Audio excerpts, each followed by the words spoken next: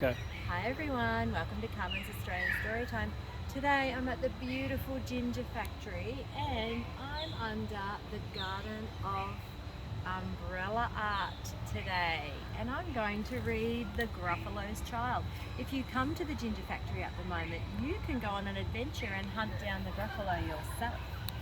Let's see what the blurb tells us. The Gruffalo said that no Gruffalo should ever set foot in the deep, dark wood. But one wild and windy night, the Gruffalo's child ignores her father's warning and tiptoes out into the snow. After all, the big bad mouse doesn't really exist, does he? Do you remember the mouse from the Gruffalo? He wasn't really a big bad mouse, was he?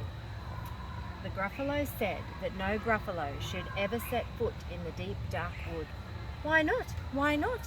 Because if you do, the big bad mouse will be after you. I met him once, said the Gruffalo. I met him a long, long time ago. What does he look like? Tell us, Dad. Is he terribly big and terribly bad? I can't quite remember, the Gruffalo said. Then he thought for a minute and scratched his head. The big bad mouse is terribly strong and his scaly tail is terribly long. His eyes are like pools of terrible fire and his terrible whiskers are tougher than wire. I don't think that's describing the mouse, do you? One snowy night when the Gruffalo snored, the Gruffalo's child was feeling bored.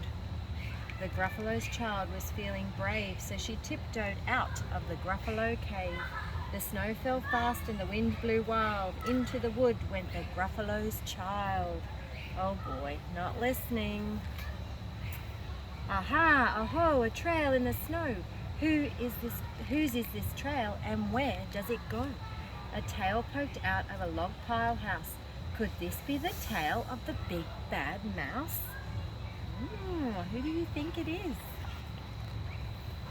Out slid the creature. His eyes were small and he didn't have whiskers, no, none at all.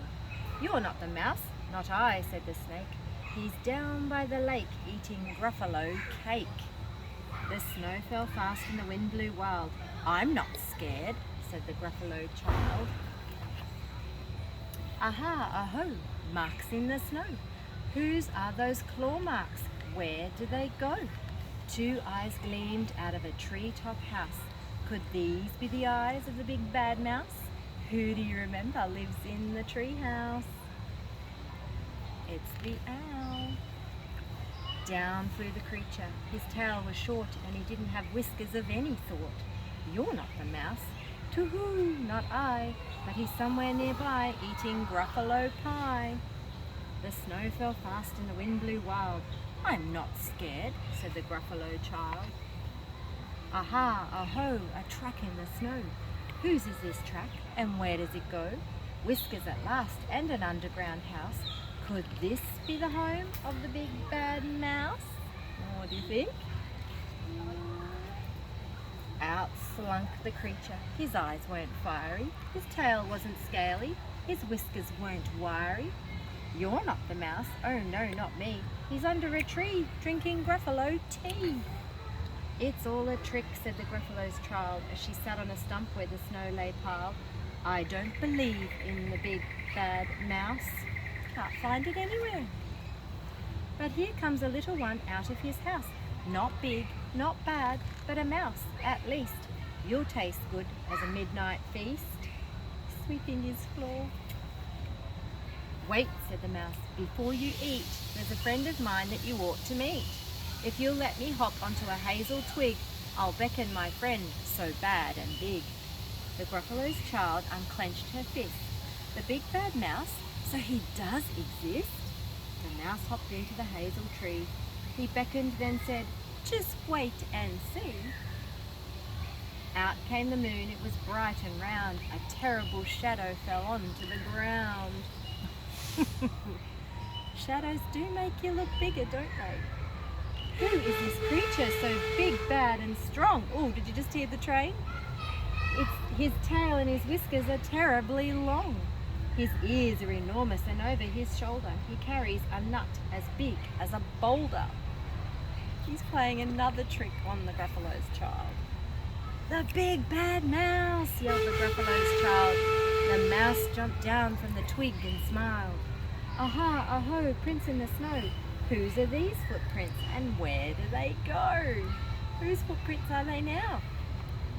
The footprints led to the Gruffalo cave, where the Gruffalos child was a bit less brave. The Gruffalos child was a bit less bored. Oh, she's very scared now.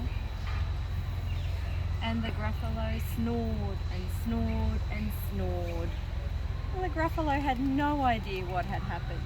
And there's the mouse creeping up to where the Gruffalo is. Look at all of these drawings on the cave wall, just to make sure they remember what they look like. There's the Gruffalo's child having a sleep, all safe and sound again. Thank you for joining me at the Ginger Factory today, and I look forward to reading to you again soon. Don't forget to click and subscribe. Bye for now.